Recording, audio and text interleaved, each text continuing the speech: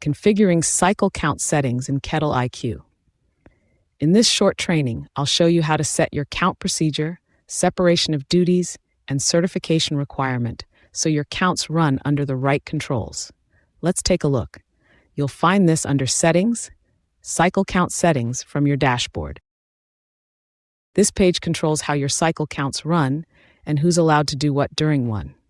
Start by choosing your default count procedure: full count, spot count, or a scheduled rotation through zones. The important part is separation of duties. Turn this on if you want the person who counts inventory to be different from the person who approves the resulting adjustment.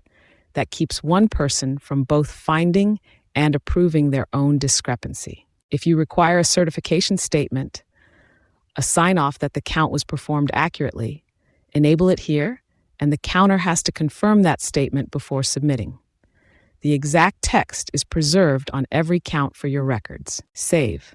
These settings apply the next time anyone starts a cycle count, so set separation of duties and certification requirements before your team starts running counts, not after.